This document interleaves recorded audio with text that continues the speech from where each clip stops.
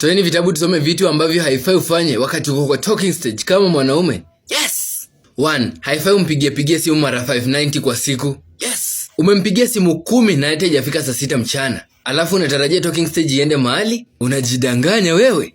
Yes. But kucheck up iko sawa. Check up iko sawa. Pigia yeye mara 2 kwa siku kama ni mara mingi sana. Mpigie asubuhi na jioni, ama mpigie mara 1 kwa siku. Iko sawa hivyo.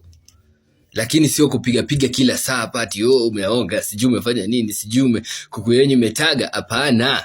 Yes. 2. Usiwahi simp sana. Usikuwe kila saa ukiongea dakika 2, sentence moja ukiongea pili ni I need you in my life.